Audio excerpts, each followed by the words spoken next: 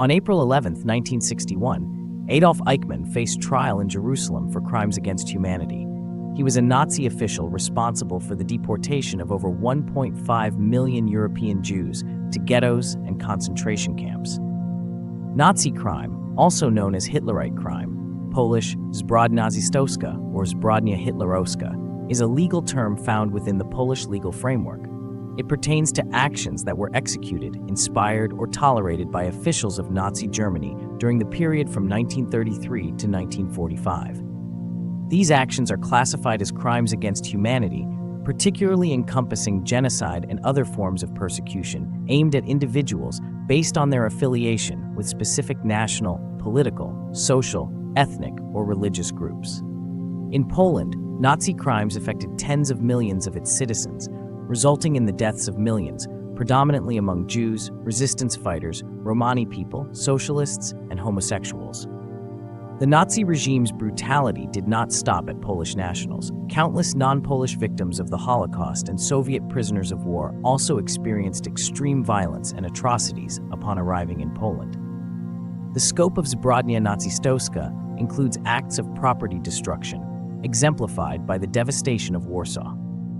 During the Holocaust, various physical crimes were committed, including the murder of approximately 400,000 Jewish individuals in concentration camps located in Ukraine. On average, around 1,864 Jewish lives were lost each day during this tragic period. Many victims were denied proper burials, leading to over 750 mass graves scattered throughout Ukraine, where groups of 5 or more Jewish people were executed en masse. In some instances, to conserve ammunition, children were horrifically thrown into pits of fire and burned alive. The physical offenses perpetrated by the Nazis extended to brutal assaults on innocent and defenseless victims who faced beatings, drowning, whipping, shootings, running over, strangulation, and gassing. Additionally, sexual crimes targeting women, especially those involving their reproductive organs, were prevalent. Euthanasia also became one of the many methods the Nazis employed to eliminate deemed undesirable individuals. The systematic extermination of entire populations constitutes a significant aspect of the Nazi crimes. Property crimes were rampant under the Nazi regime, which allowed various offenses, including those against people's property and entire communities. The Nazis systematically confiscated the belongings and income of Jewish individuals, seeking to make their existence intolerable before the full-scale onset of the Holocaust. They derogatorily labeled Holocaust victims as criminals posing a threat to public safety. Auschwitz became the central hub for the imprisonment of Jews from 1940 to 1945, where it is estimated that at least 10,000 prisoners of war perished. This camp was notorious not only for the murder of Jews, but also for the extermination of Romani people and homosexuals. Most individuals entering the Nazi camp system, regardless of their identity, met a tragic end. Certain individuals gained notoriety for their involvement in carrying out Nazi crimes. Oswald Kaduk became infamous for his cruel methods of extermination, employing torturous techniques that included placing a cane over a prisoner's neck and standing on it until death occurred. He would also indiscriminately shoot at groups of prisoners, killing anyone caught in the line of fire. Many perpetrators followed orders given by German troops to protect their families' lives. For instance, one Jewish man took on the role of policeman in his ghetto and participated in its destruction after being promised that doing so would ensure his family's safety. Tragically, both his wife and daughter ultimately perished when they were sent to a gas chamber. After World War II concluded, numerous Nazi officials were brought to justice through various court proceedings, notably the Nuremberg trials. The Allies significantly revised Control Council Law No. 10 due to pressures from German legal practitioners who sought to prevent local courts from applying this law. The amendments empowered the Allies to address war crimes, conspiracies to commit war crimes, crimes against peace, and crimes against humanity effectively. Under German law, the death penalty could be imposed for offenses beyond murder if those acts also resulted in a victim's death. Most mass killings carried out within the political department at Auschwitz adhered to regulated processes. Specifically, the murder and torture of children qualified for murder convictions due to malicious intent. To classify a case as murder, certain elements had to be demonstrated, including a thirst for blood, base motives, maliciousness, and brutality associated with prosecuting Nazi war crimes. Additionally, the presence of sadism and a desire for killing was essential for successful prosecution.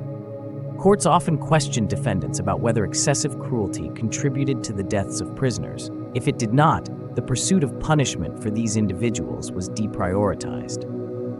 Defendants who acted independently or displayed malevolent motives or extreme cruelty were designated as murderers. Conversely, those without such behavior, or lacking sufficient evidence for it, were often charged with manslaughter according to the German Penal Code. Numerous individuals who killed Jews or Romani people during the Holocaust were charged with merely aiding and abetting murder, reflecting the complexities of accountability in these horrific events. However, during that period, many considered the Third Reich to be an aberration in history, characterized by a rare mix of malevolent leaders and resentful citizens following World War I.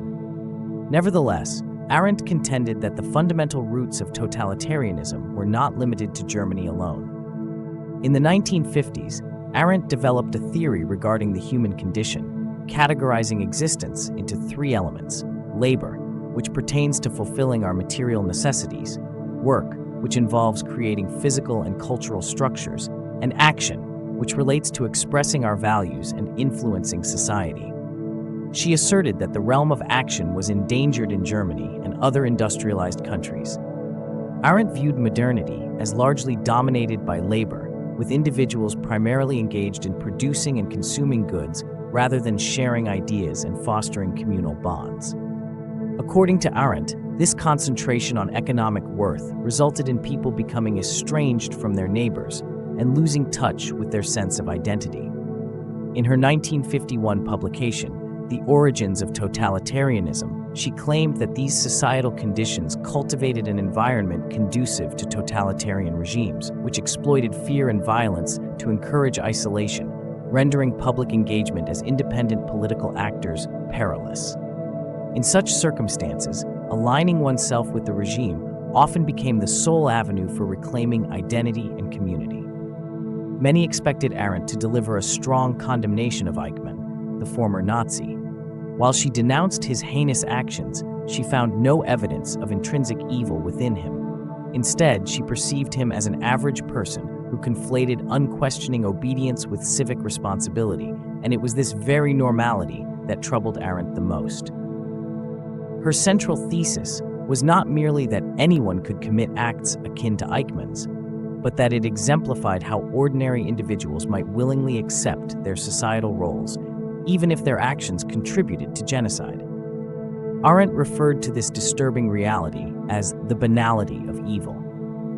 She warned that it can emerge when society suppresses critical thinking, especially when individuals neglect to scrutinize their beliefs and actions through self-examination. Arendt posited that such introspection was crucial for confronting moral challenges, particularly when independent thought is threatened. She acknowledged that exercising critical thought in oppressive settings is an act of rebellion that requires personal courage.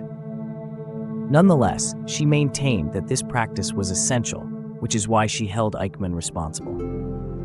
This motif runs throughout Arendt's work, underscoring that thinking serves as our most effective safeguard against the difficulties posed by modernity, particularly the unyielding chase for economic and technological advancement that encourages social detachment and infringes upon human liberty. To foster this crucial value, Arendt advocated for the establishment of both formal and informal spaces that encourage open discourse about our collective future. These could manifest as town hall meetings, self-managed workplaces, or student unions. Ultimately, what mattered most to Arendt was the assurance that these platforms promoted open dialogue and critical self-reflection.